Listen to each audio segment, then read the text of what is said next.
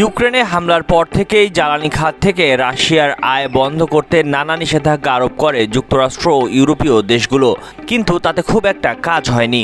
ভারত, চীন ও তুরস্কের বিপুল জ্বালানি ক্রয়ে ব্যবসা করে যাচ্ছে রাশিয়া। তুলনামূলক কম দামে রাশিয়ার জ্বালানি তেল ও গ্যাস পাওয়ায় ক্রেতা দেশগুলোর জন্য তা লোভনীয় হয়ে ওঠে। তবে এসব দেশের উপর শুল্ক আরোপ করে ভয় দেখাচ্ছে ট্রাম্প প্রশাসন। রাশিয়ার ক্রেতা দেশগুলোর পণ্যে বিপুল শুল্ক আরোপের হুমকি দিয়েছেন মার্কিন প্রেসিডেন্ট ডোনাল্ড ট্রাম্প।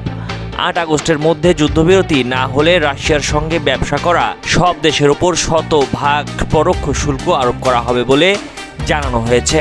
অর্থাৎ সেসব দেশের পণ্য যুক্তরাষ্ট্রের বাজারে দ্বিগুণ দামে প্রবেশ করবে। এরই মধ্যে ভারতের ওপর ৫০% শুল্ক আরোপিত হয়েছে রাশিয়া থেকে জ্বালানি তেল ক্রয়ের জন্য।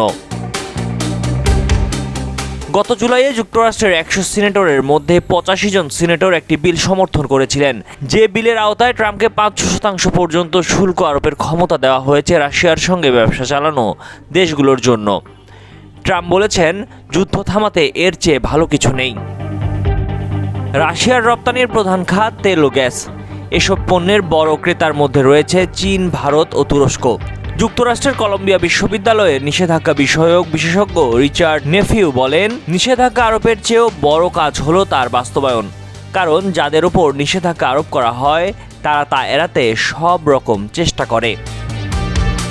রাশিয়া ইউক্রেন যুদ্ধ শুরু হওয়ার পর রাশিয়ার দ্বিতীয় বৃহত্তম তেল ক্রেতা হয়ে ওঠে ভারত। ট্রাম্প শতভাগ শুল্ক আরোপ করলে ভারত থেকে যুক্তরাষ্ট্রে আমদানি করা সব পণ্যের দাম দ্বিগুণ হবে। এর প্রভাবে মার্কিন প্রতিষ্ঠানগুলো অন্য উৎস থেকে পণ্য কিনতে উৎসাহিত হবে, ফলে ভারতের রপ্তানি কমবে।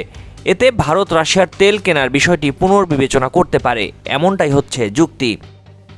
তবে অ্যাপেলের মতো প্রতিষ্ঠানও এখন ভারতেই আইফোন তৈরি করে আমেরিকায় রপ্তানি করছে। এসব পণ্যের দামও দ্বিগুণ হয়ে যেতে পারে মার্কিন প্রশাসনের এসব শুল্কের কারণে।